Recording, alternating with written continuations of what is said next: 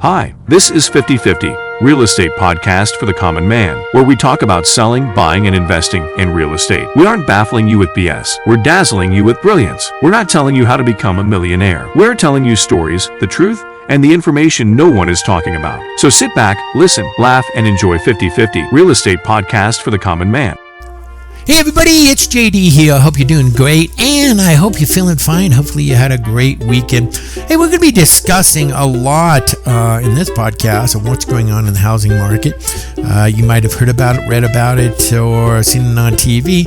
Or, like I said, if you haven't, we're going to be discussing a lot of what's going on. As a matter of fact, a lot of this stuff that I'm going to be covering in today's podcast, it really hasn't been talked about. And if it has, it's just been touched on, and nobody's really going into in depth with really what's going on. Well, if you've been following it, the housing market is really a slowdown.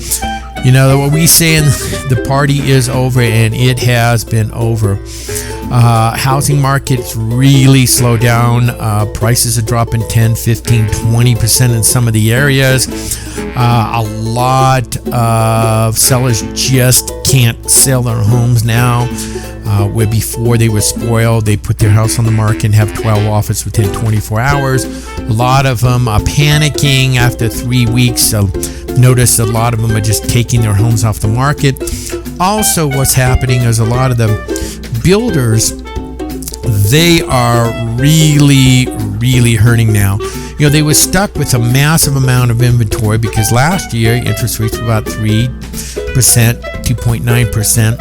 And houses were just selling like popcorn, and they were selling $30, $40, $50, $100,000 overpriced. Well, those days are gone. So a lot of people kind of speculated and said, look, we'll buy a brand new home. We'll be able to get it at 3%, and we'll be able to get a lot more money than really our house is worth and move up. Well, those days are gone. So what is happening is a lot of these homes are slowly ready to be sold and built out and closed, and a lot of these home sellers just can't sell their homes. And matter of fact, some of the homes that I've seen that were last year selling for $750 are just not even listed at $750. They're almost $100,000 less now. They're about $650, and they're still not selling. So a lot of these builders are left kind of holding the bag. A lot of these buyers who own homes can't sell their homes, or they just can't qualify at 6.25%, 6.5%, so they're just walking away. And these builders are left really holding the bag, and they're starting to do all kinds of incentives. They're paying closing costs, building out basements, doing landscaping, buying the interest rates down because they do not want to be caught with all these homes, because in fact, a lot of them have construction loans. So what they do is they borrow money from the bank to build homes, and then what happens is at a certain amount of time these loans are due back, and if they're not, then they have to pay real high interest rates and a lot of added fees. So these builders don't want to be stuck with these homes, and then these loans become due, and now they're paying massive amount of money on construction loans on homes that are just sitting vacant. So they're trying to just do everything they can to get rid of them so they're not stuck. But if you look at a lot of the buyer stock, it's gone down 20, 30, 40% just by the beginning of this year, because just nobody is really purchasing a home. So that's one thing. Now, a lot of people, they're young. A lot of the real estate agents, they haven't been around, and they all jumped on the bandwagon in the past 4 or 5 years. They're not really familiar with what it was back in the good old days, and what I mean 30 or 40 years ago. And I've been selling for quite some time. So I think, what you're going to probably see in the coming years is you're going to probably see people who are not able to sell their homes. They're probably going to start going into foreclosures. but they're going to be holding these really low interest rate loans. Now, what I think might happen, and I'm not really sure about this, but I've been kind of on top of the trends and sometimes even ahead of what's going on, is a lot of the loans, VA, FHA, even some of the conventionals, what they call qualifying assumptions. Qualifying assumptions. So let's say the interest rate's a 6.25%, 6.5%, even 7%. But you have a person who maybe lost their job, maybe in IT, tech jobs. They're starting to lay off and so on, and they just can't sell their homes, but they owe a lot, and they're holding these really, really low interest rates. Well, what might happen if you have a good qualified buyer and the loan is assumable? What you're going to be doing is seeing a lot of qualifying assumptions hitting the market. And what that means is if you have a buyer, good FICO scores and so on, you'll be able to take over these loans. You're going to have to qualify just as if you were going for that loan. Like if you were getting a new loan for 3%, it'd be like the same thing. You're still going to have to qualify, so on and so forth. But you now take over the loan that the seller has. Now, if the seller is upside down in the home, a lot of times what the seller might do is just care that they're walking with a little equity, maybe negotiate and say, hey, look, I owe $300,000 on my home.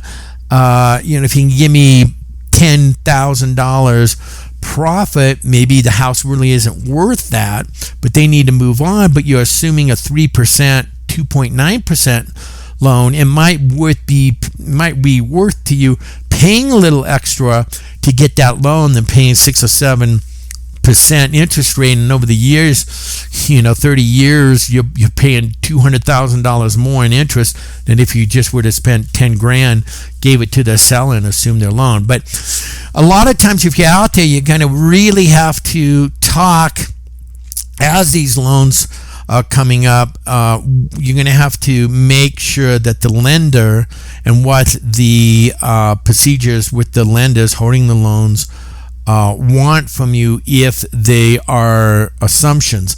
Now, a lot of lenders will not have investors assume loans. They have to be owner occupied.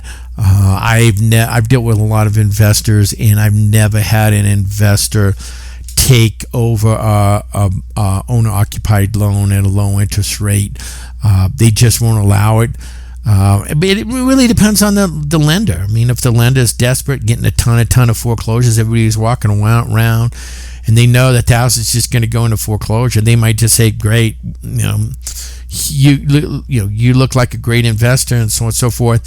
We'll let you assume a loan, but we want a lot more down to have you assume that. So maybe you might negotiate with the seller and maybe give the seller maybe 10 grand more, but the lending institution might want you to put more skin in the game and have maybe 20% more into it from the loan that you're assuming. So if you're assuming a let's say $100,000 loan, I'm just using this for a simple teaching, they might want you just assuming the loan with very little down and taking over the loan as long as you qualify. They might want you to put 20% of what that loan is, so they know that you're just not going to walk away if things get tough. But on a regular owner-occupied, a lot of them will allow you to assume. So the nays of the old non-qualifying assumption come in, no income, no anything. Those have been gone for almost 35 years. But a lot of the loans are assumable, but a lot of people don't really know. So what you're probably going to see as the market really turns around, people starting to walk away, maybe a lot of foreclosures, short sales, and I'll be discussing a little short sale later on in the podcast here. What you're probably going to be seeing is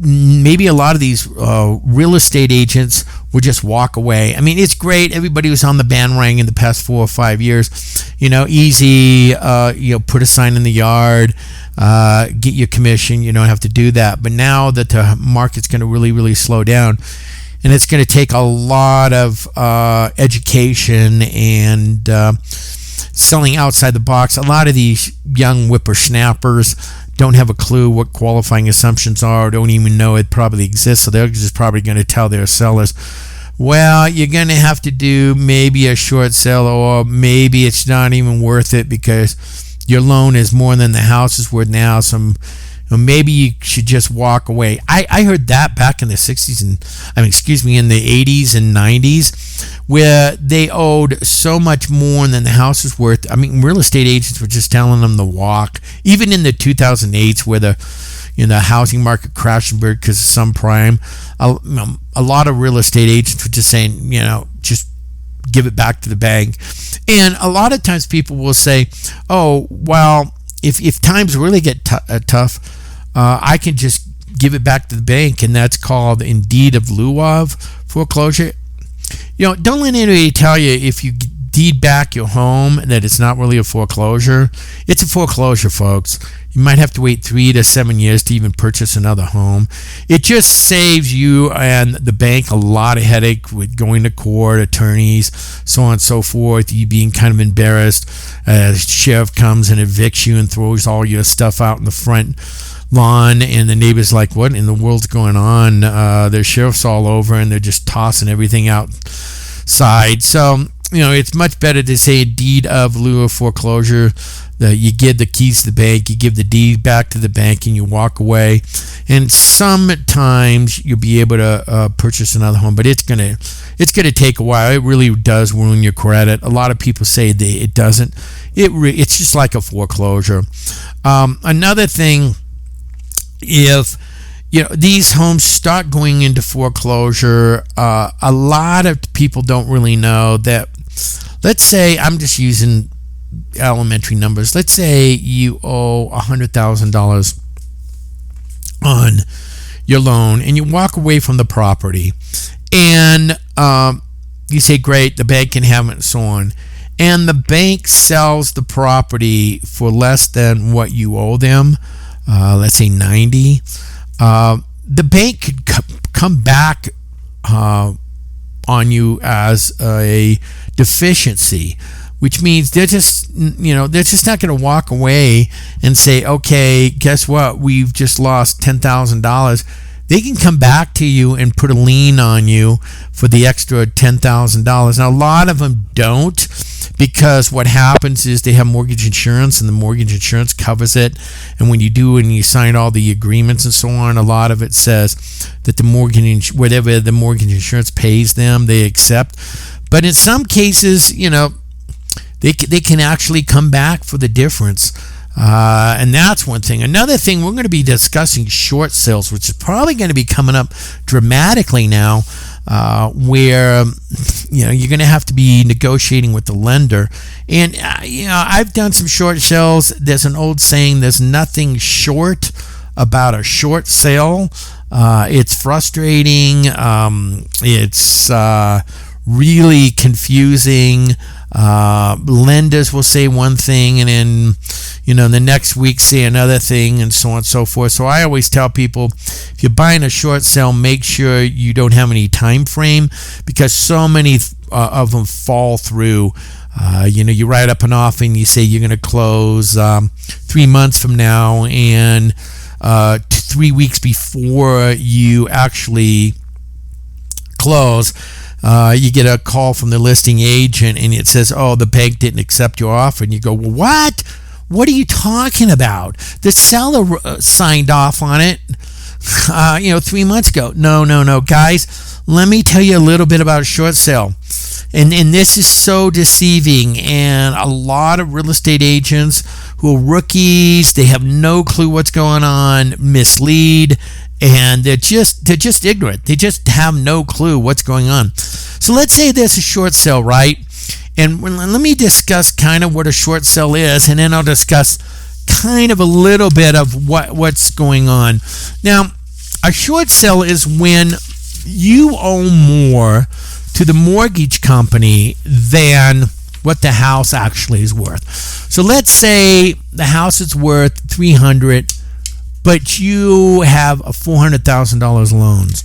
So you say, well, I just can't sell this, and I'm just going to give it back to the bank. Well, the bank doesn't want your foreclosure. It costs them way too much. Matter of fact, statistics say that when a house goes into foreclosure, it costs anywhere $50,000 to $70,000 for the lender to foreclose on you. Now, yeah, and that the reason why it's about $70,000 to foreclose: attorney's fees, holding costs, marketing costs, lending costs, real estate costs, and maintenance on the property. So they really don't want to foreclose on you. So the question I get is a short sale the same as a foreclosure? It really isn't. It shows up on your credit, it ruins your credit, but it's different.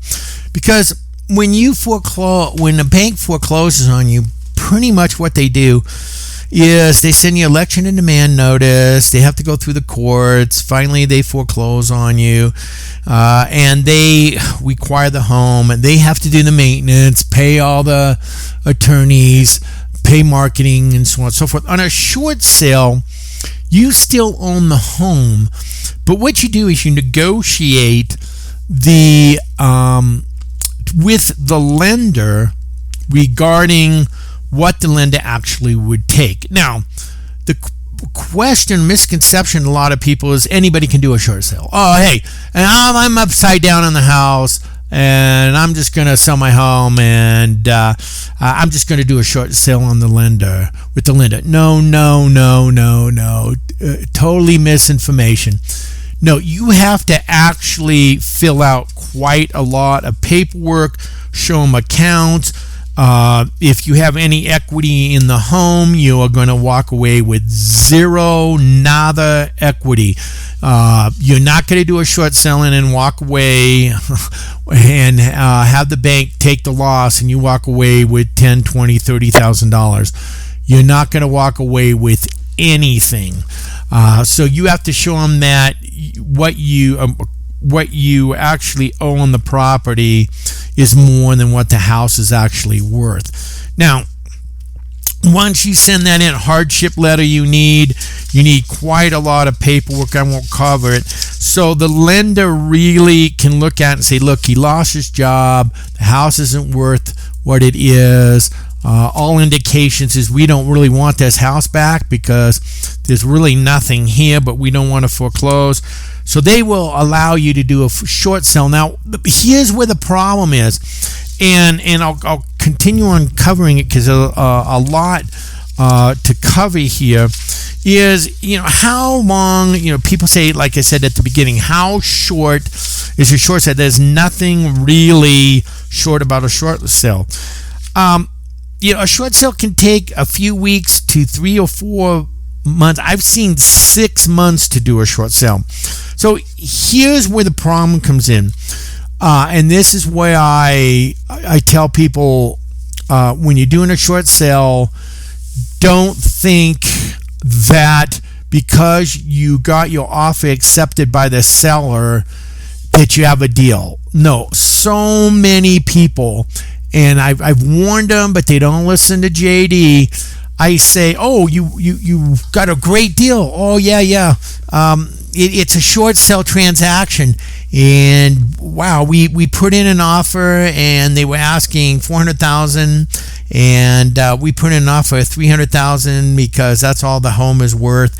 And boy, they owe $400,000, so the bank's going to do a short sale because it's, the lender, the real estate agent who's listed the home said it's a short sale, and the seller bought it. So we're going to go through it. So we go through the inspection, we go through the appraisal, we go through all the lender's costs, we go through all this, and then 2 weeks before you close, the listing agent calls you and says, oh no, the bank refused your short sale. Well, wait a minute, we have an accepted contract. No, folks, because the seller doesn't care. You can offer them $10 on a $300,000 home. They're going to sign off anything. They're not walking away with any money whatsoever. So they don't really care. They'll sign off on anything.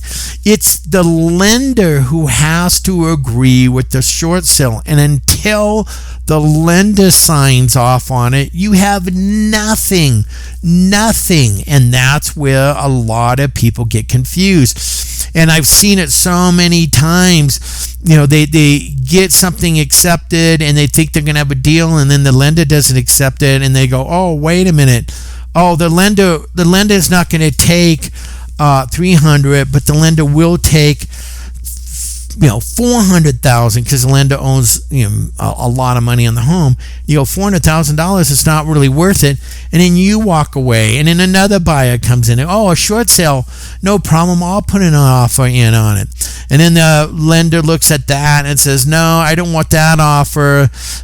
We went to conference and I talked to some of the investors that are holding the loan. They're not going to take that, and then you walk. So a lot of times short sales, they'll fall apart 2, 3, 4, 5 times. So when you are submitting an offer to a listing agent who's doing a short sale, to ask them, has the lender approved the short sale, and at what price have they approved it? Because lenders, if the listing agent has done their jobs, they'll submit it before they even list the property. They do a market analysis, hardship case. They'll do everything, and they'll submit it to the bank. Now, the bank has a clue on what's going on. And remember, the market's been great for probably 10 years. You probably have not anybody at the bank who has no clue what's going on with short sales. So you're dealing with probably people at the bank who are ignorant. They're not familiar with short sales. They're probably just younger adults that got in the business and just are learning this. So they have to go through all the hoops, all this, and they have no clue. So a lot of times what happens is you submit all this stuff to the bank and you say, in order to sell this home, we're going to need a short sale. We're going to, the house is worth $300 and my seller owns $400,000 on the home, and they say, oh, okay. Well, a lot of good qualified lenders will say, let me see all the paperwork. You send it, you do a market analysis. They'll have an appraiser go out there, and it says, okay, well, the most we can sell this house is $300. They can't afford to pay the payments. They have no equity or no money in the bank. They're broke. Okay, we'll accept that. And then the lender and then the real estate agent, if they know what they're doing, then they list the property. So they list the property with what's been approved by the lender. And those short sales are really great because you submit the offer, you can close relatively quick. The bank has already decided what the short sale is, no problem. But some banks have no clue what's going on, and they don't even want any information from the seller, because if they start getting tons and tons of short sales, they're too busy. They don't want to mess around with the short sales. What they'll say to the real estate agent is, well, come up with a price that makes sense, and then when you get an offer, submit it to us, and then we'll figure out what the short sale is. And that's really what the problem comes in, is because you got a lot of inexperienced real estate agents that will do all the paperwork, submit it in, the seller signs off of it, they submit it to the bank, and then the bank looks at it and goes, no, we're not going to take this much of a loss, counters, and just because the seller, like I said, accepts it, doesn't mean anything. And then they come back and they say to you, no, we're not going to take this offer, we'll take a much higher offer. And you say, well, there's no deal here, well, I got tons more homes, and you walk away from it. So like I said, a short sale is not a foreclosure, but it's not easy to purchase one. Let's also discuss, on a short sale, like I said, you're going to, if you're doing one, you're going to need proof of income and assets. If you're making a great amount of money and you got a ton of money in the bank, but you just want to sell your home and you owe more on the home than it's worth, you're not just going to do a short sell. You've really got to submit income, assets, and so on. They got to make sure you're broke before they even take a loss with their banks and their investors. They will say, okay, look, that you don't have any assets. We don't want to foreclose. We'll take less and we'll just take the loss, because they don't really want to foreclose. But they also want a competitive market analysis done on the property. They want to make sure that there's no other liens on the property. And the reason for that is, let's say maybe there's a second lien on the property.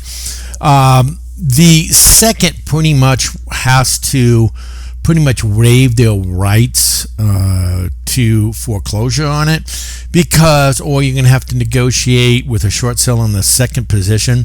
Because let's say you owe the bank $100,000, but the house is worth $150,000, but you might have another $100,000 second mortgage on it. Well, they're not going to do a short payoff because the house is worth more than what they owe, but you're going to have to probably do a short sell on a second mortgage, because that's the one who's really going to be losing.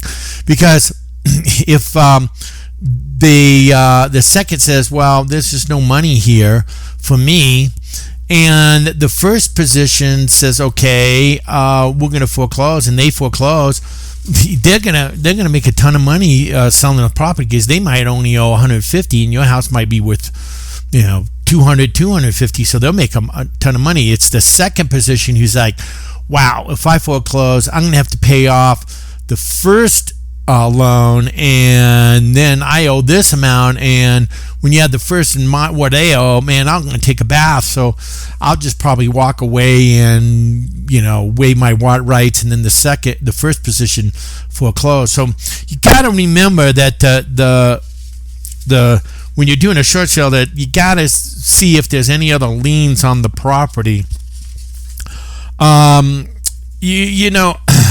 Usually the people listing the home, if they're competent agents, they have to disclose to you that it's a short sale. You just don't buy a property and then realize once you put an offer in, oh, sorry, we're going to have to wait until the short sale gets approved. Usually they have to, promote and market that the house is a short sale. Just an ethical way of doing it. I always tell people, view the property. You're buying a property. Just because it's a short sale, it means, it's not, as is, take it and it's yours. But, view the property, make sure it meets your needs, the neighborhood, the condition, what you're getting into. Because you can't come back to the seller and tell him to stop fixing things. Doesn't have any money. He doesn't care. He's walking away with not a dime, so he's not going to be fixing the property up and so on and so forth. And the bank, they're not going to fix it.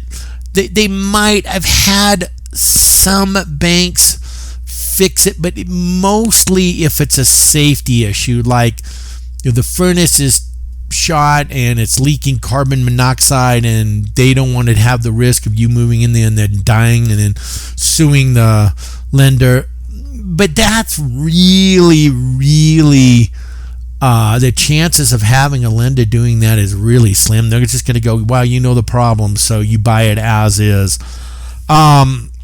Figure out your finances. Make sure that you tell your lender that you're purchasing a short sale, because it's a whole different ball game when you're purchasing a short sale. A lot of people will just submit the offer once it's accepted. And remember, just because the seller signs off on it doesn't mean anything. The bank has to sign off on it. So the bank doesn't know really that it's a short sale. They go through all their due diligence, fill out the paperwork, get your loan approved, and so on and so forth. And then, 3 weeks later, you get a call from the agent and they say, oh, sorry, your short sale didn't go through. And the lender goes, oh, what's going on here? Oh, it's a short sale. Well, I wish we would have known this before we spent all this time and money trying to get this thing going, and then realizing, because you're not going to get your inspection back. You're not gonna, if they have an appraisal, you're not going to get your appraisal money back. You're not going to get anything. So you're going to be losing a lot of money. Everybody loses. So make sure, like I said, you tell your lender that you're purchasing a short sale, and negotiate the terms. You can always negotiate the terms and say, hey, if it doesn't meet this or it doesn't meet that, we can cancel the contract at any time. Because, like I said, the seller doesn't care. The bank is the one that you're really purchasing the property in. So, I always write in the offer, hey, look, if it's not approved by this amount of time, we can walk away and get our earnest money back, blah, blah, blah, blah. So, like I said, and the last thing about a short sale, people still think that it's a foreclosure. It isn't, but it kind of still shows up as a foreclosure. Don't skip the home inspection, just because maybe you might be getting a really good deal. Get an inspection done. Always have an attorney review it, your contract, review everything. Falling hard for a bad home is really the biggest mistake. You might get a really, really nice home, and maybe, a year ago or 2 years ago it was selling for $750, and you're getting it for $650 or $625, and you're like, oh wow, look at this, man.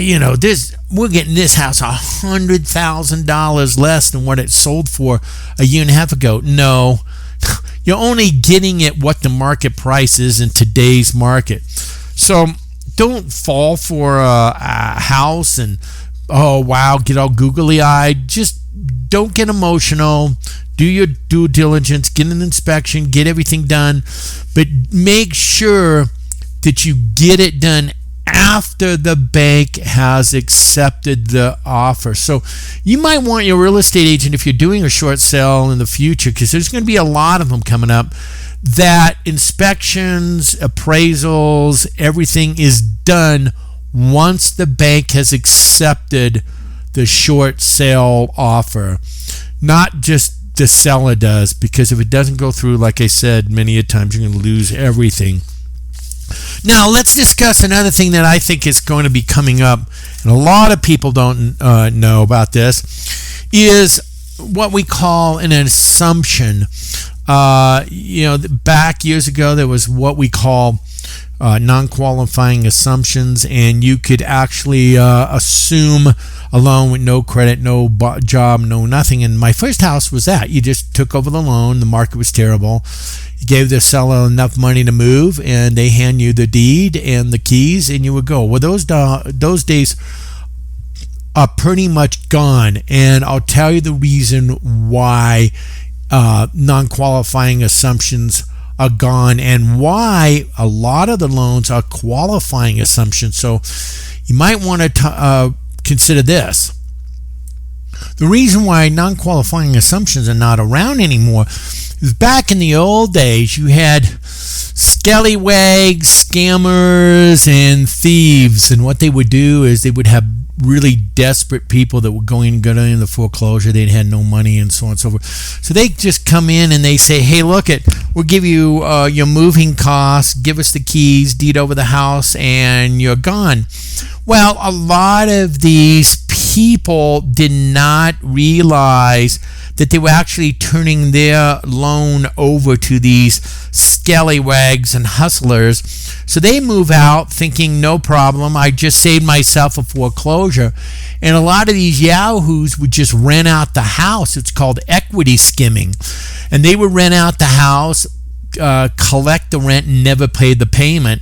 And then after about 5, 6, 7 months, the house would go into foreclosure. They would make a ton of money, but the foreclosure would not show up in their name because the loan wasn't in their name. The loan was in the seller's name. So then, the seller would realize, looking at their credit, that they had a foreclosure. And they would go, wait a minute, I sold this house to, this other guy. Yeah, but he assumed your loan and you had liability on the loan. Were you aware of that? And they're like, no. So a lot of times when you did a non-qualifying assumption later on, when a lot of this stuff started coming, up to the surface, a lot of the banks were going, well, if in order to do a non-qualifying assumption, you have to have a release of liability that says you're not liable for the loans. Well, all of a sudden, people didn't really understand that. In matter of fact, there was one case where a guy bought something like 60 homes non-qualifying, just gave some pittance and some pennies to the sellers, took all their loans over, rented it, made millions of dollars, and they all went into foreclosure, and they found out it was fraud. He got arrested and thrown in jail for fraud for like 20, 30 years, and so on. So they just decided not to do non-qualifying assumption anymore. But a lot of the banks do have qualifying assumptions, and that's what I think is going to be really popular in the future. You got a lot of these banks, that a lot of these buyers too, that have these low interest rates and maybe owe a little bit more on the home than they're worth. But since they have these low interest rates, they might be able to sell them. So you can qualify for my loan, do a release of liability, and then say, well, if you give me $10,000 more than my house is worth, that'll get me going on to the next home. But I'll let you assume my loan, and instead of doing a 6 or 7, 8% interest rate, you got a 2-3% interest rate, and paying an extra $10,000 or $20,000 to get that loan might be worth it than going with a 7% loan. Maybe you get that house $20,000, $30,000, $40,000 less. Put over 10, 20, 30 years, you would have paid $300,000 more in interest, where maybe $20,000 more for the home is a great deal to assume that loan than to get a new loan at 7%, maybe get that house less, but over those years of paying interest, you pay tons more over than just paying a little extra to the seller and assuming his loan. But when you assume a qualifying assumption, you're going to have to go through the same thing that buyer did when they, or the seller did when he purchased a home. So you got to qualify. You have to have good credit, good job stability. All you're doing is getting the loan under the same terms than they did. So you're going to have to go through the same thing. And I don't think you need an appraisal. You need a home inspection because you want to know what you're getting into. But if you're assuming the loan, all the lender is doing is just transferring the loan from the seller to you under the same conditions that the seller did. But if the seller doesn't have any equity, maybe doing a short sale or something like that, and all the seller says is, hey, look, I'll give you my loan, but I need a little bit more money to walk away with. It might be worth to pay $10,000, $20,000 more than what the house is, that you negotiated with the house to assume his loan. So that's what I think is going to be coming up. We're going to see a lot of people starting to assume loans as these people are upside down in them. And maybe the lenders, instead of foreclosing, will say, hey, look, we'll do a short sale. We'll take a loss, but we'll give you that loan under the same, all we're doing is transfer the loan over to you. Or even if it might be an overinflated house, and the payments are a lot less than if you just bought it at a lower price home, it might just, it just might be worthwhile to assume the loan, even though it might be a little bit overpriced, and save money than going out and buying the house at a much lower price and paying 6-7% interest rate. So you're going to probably see a lot of qualifying assumptions coming out.